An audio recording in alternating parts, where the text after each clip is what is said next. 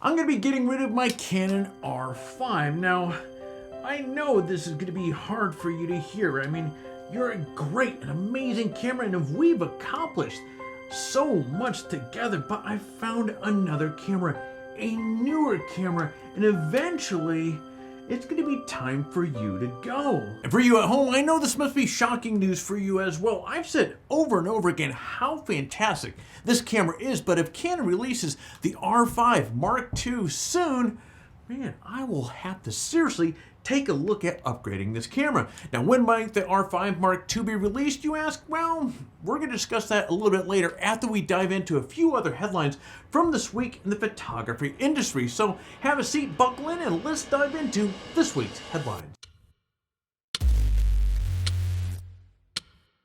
The Camera Imaging Products Association, or CIPA, tracks sales and shipments of cameras and lenses. Now, their reports give us a good indication of how the photography industry is doing. And in May, the industry was hot. Now, in fact, May saw the highest number of camera and lens shipments of any month so far this year. Nearly 708,000 cameras and lenses have been shipped. Now, compare that to just 637,000 cameras and lenses shipped in May of last year. Now, more importantly, the trend of cameras and lenses is growing as the year goes on.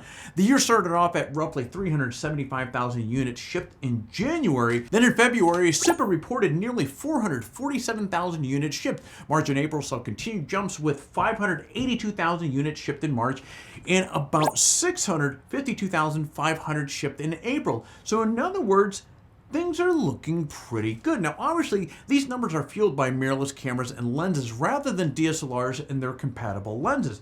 Now, mirrorless cameras account for about 80% of the cameras produced so far this year, and this represents about 91% of market value, which is kind of not surprising this really does make sense when you look at the popularity of cameras like the Z8, which we've been chattering about quite a bit here lately. Now, CIPA expects this trend of the hot market to continue for the rest of the year. So obviously, we're going to see how things end up, but so far, things are looking pretty encouraging.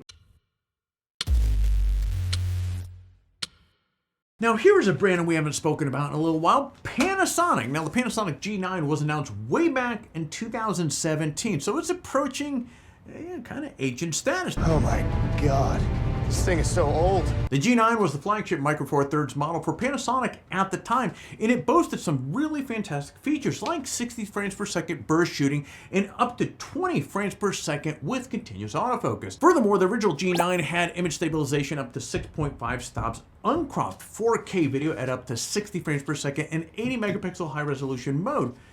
Really not bad. Well, fast forward 6 years and the G9 still hasn't been replaced, but rumors are really kind of bubbling up that Panasonic has a G9 Mark II in the works and that it could possibly be released by the year end. Now, given the excellent features of the original G9 has, it's really exciting to think about what the next generation of this camera could have underneath its hood. Now, unfortunately, there is zero information about what the G9 Mark II will bring to the table. In fact, friends, there really isn't a lot of reliable rumors of what the G9 Mark II might feature itself. So I guess we're gonna have to wait to see what comes out in the next handful of weeks and months. So stay tuned on that.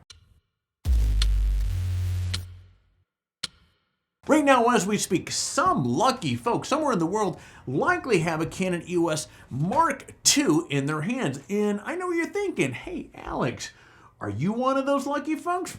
Unfortunately, friends, no, I am not. But there's reason to believe that there are multiple photographers and videographers that are out in the wild testing this highly anticipated camera. And if that is the case, this means Canon is potentially readying to release the R5 Mark II later on this year. In fact, some reports indicate that Canon may release the R5 Mark II as early as October or November of this year, well ahead of another highly anticipated Canon camera, the R1. Now, here's what I hope will happen. The R5 Mark II is a major update to the original R5 and it has new tech and features that make it an even more capable camera system.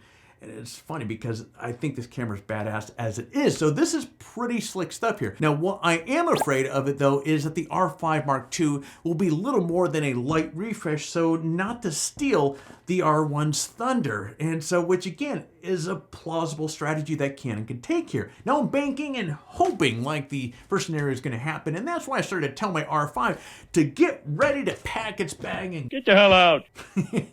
I'm just joking. I wouldn't be so cruel to kick the R5 to the curb without giving it a proper send-off. Anyways, this could shape out to be a very interesting year for Canon with the R5 Mark II and the R1. So I'm excited to hear more details on both of these cameras as those details emerge. Now, before I go signing off, I do have a quick favor to ask. If you found this video to be helpful, entertaining, informative, and so forth, I sure would appreciate you giving that like button down below a little bit of a love tap. It really does help out this channel tremendously, and honestly speaking, I think it would help boost the spirits of my R5 as well.